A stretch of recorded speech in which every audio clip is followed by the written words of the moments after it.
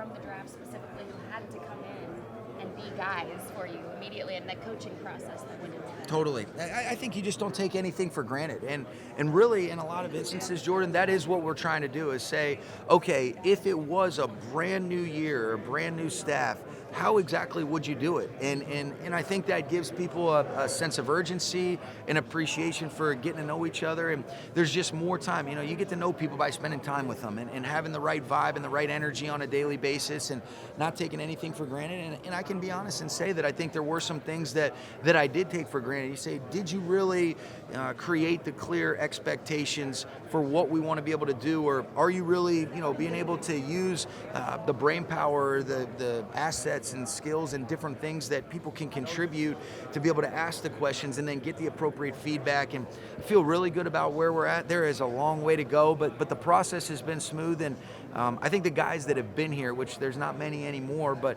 they would tell you that it does feel similar to those previous years where nothing's being taken for granted and there's a renewed sense of urgency and appreciation for what we're doing. Coach, how do you think Scott will fit into Cincinnati? He seemed to be like a kind of a key part of your culture. You lose a guy like that. How do you think he fits in Cincinnati? He'll be great. He's got such a great play energy. He's such a smart player, conscientious. He's so consistent and steady. One of the things I appreciate the most about Nick is he was obviously a great player, started out as a key special teams contributor, just continued to earn every single opportunity that he got, but his play demeanor, his toughness, and his consistency, I think, are things that really separate him. He'll be a great factor for you guys in Cincinnati, and hate to lose him, but I'm happy to see him go to a great place with you guys and Zach. I mean, that's just the way the game goes. I mean, you can't pay everybody, I guess. Yeah, it is, and he's earned the right to be able to get rewarded. I know he's excited about being closer to home and play with a lot of great players. It'll be fun to watch him go shine. Thank you. You talked about Jalen earlier. You know him. You know Mike McDaniel's personality. What do you think about the way those two will be able to work together? They'll be great. It's funny, when I talked to Jalen after he had spoken with Mike, Jalen said, Mike told me that he'll be the best head coach that he ever played for, and I said he might be that, but he'll definitely be the weirdest. That's for sure.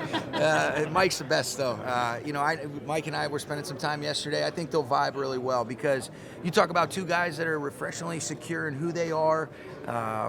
They've both got a swagger, a confidence, a passion for this game, and I know Jalen's excited. I know Mike's really excited about being able to add him, and even Coach Fangio. I talked to Coach Fangio about him, and there'll be some comfort and familiarity with a lot of the different things that Coach Fangio will ask him to do, and I have no doubt that he's going to shine real bright in Miami. Coach, can I ask you, what are the Bills getting in both David Edwards and Taylor Rapp?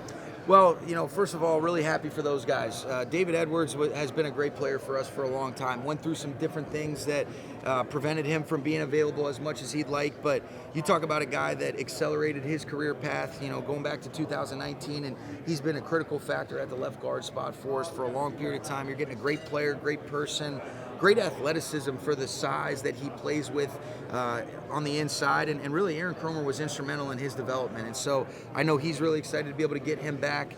With Taylor Rapp, toughness, great understanding of the game, great versatility where he can really play on all three levels of your defense. You can kind of put him on the line of scrimmage, you can put him on the second level, he can play, as a safety in the deep part of the field. And so two great players, two guys that have won a lot of football games and have been key factors for, our culture, but they're also, they're great people, they're great players, and they'll do really well. Thank you, Coach. Thank you. How far are you given your offensive background once the pick is made on a draft pick at quarterback, either fairly high or developmental?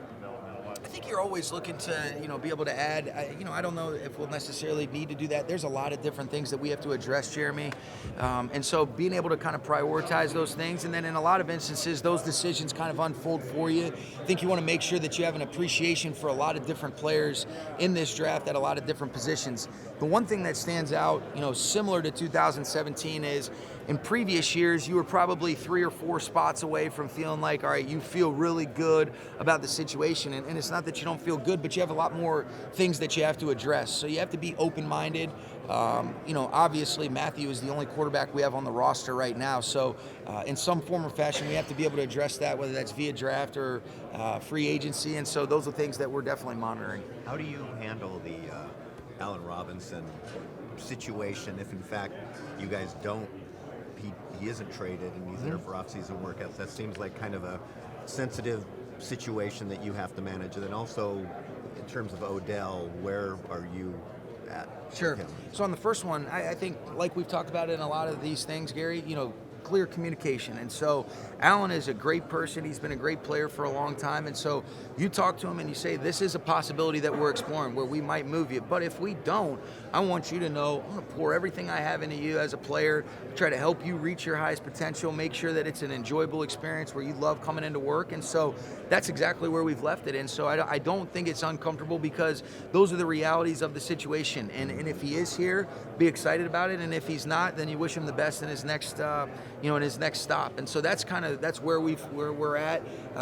If that's where the situation remains, where he's a Ram, and we start that offseason program on April 17th, I'm looking forward to going to work with him. As far as Odell, you're always monitoring those things. He was a guy that did a great job for us. Love Odell. Definitely wouldn't, say that there's not an interest in figuring out if we can get him, but I also know there's a lot of other teams, and like we've talked about, there are certain parameters that limit, what we can do, but if that's a situation that is presented to us, I know that we would be a better football team if we were able to do that. The Allen situation. With Mike LaFleur coming in, how do you guys go from, honestly, kind of him Allen being a little bit bewildered about how his role was going last year? Yeah. Obviously not publicly, and then how do you go from that to providing that clarity with Mike on the types of plans you could install with him? It's a good question. I think those are things that we're navigating through right now. And so you always want to have a vision for your players, but there still is a foundational part of your operation offensively in particular that you want to be able to, set. And you can focus on a lot of different things, but, Allen's role was unique because there was so many moving parts around him. We talked about Matthew, we talked about the offensive line, and in so many instances, particularly the receiver position is relying on those positions to be able to influence and affect the game the way that you want to. And there's certain things that we can do to better utilize him if he is on our football team, and those are things that we'll do, but I think we're really working on setting the foundational parts of how we want to operate offensively, and then you start to get a little bit more specific with the players, because whether you have them or whether you don't, that will affect some of the different moving parts, but haven't quite gotten to that stuff yet as far as how it relates to the individual players as much as it is, all right, how do we want to really operate? We talked about onboarding those coaches, and that's kind of the process that we're in the midst of right now, and we'll shape that as we go. Sure. Over the past few years, what's the hallmark of him as a coordinator, and how would you describe him? I think aggressiveness. I think multiple looks that he presents and provides. You can see Vance has a great understanding of how to be able to attack protections. Be able to do a great job of playing their leverage and coverages, pick and choose his spots to activate, pressure.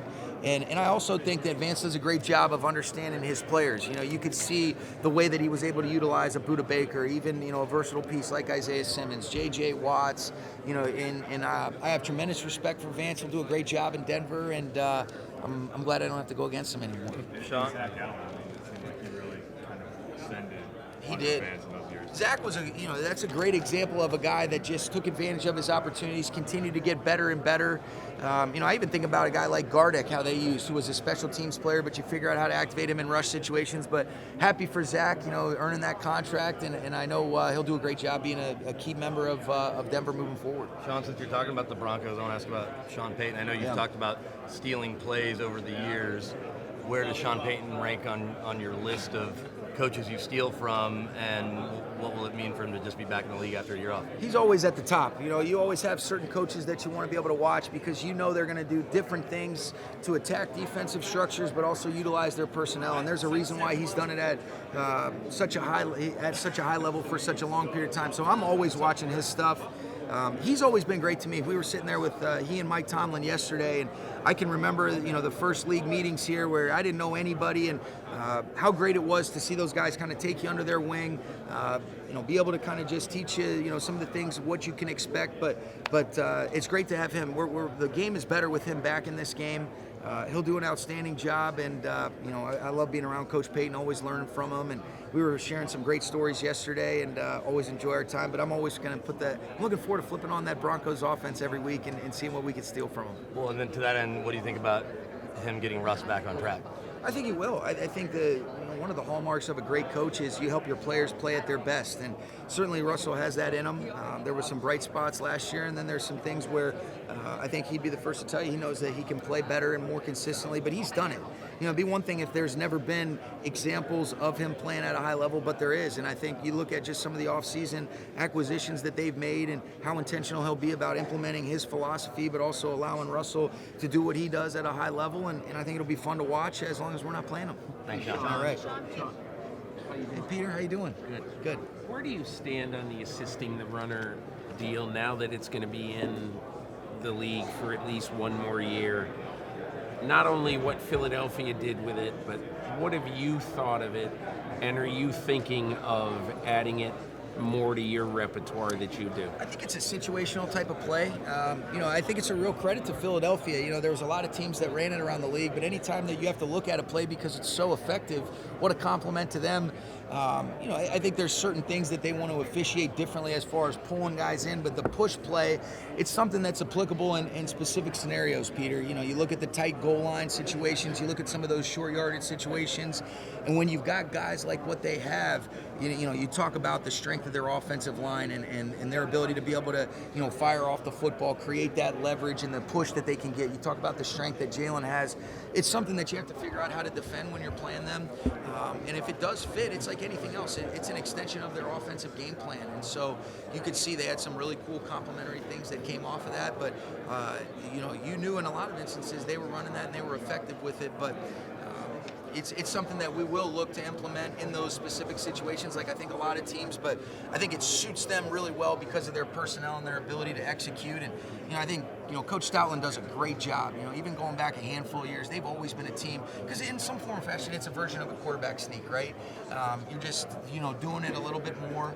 You're doing it in those specific situations, which has always been consistent, but their ability to execute it is what separates them.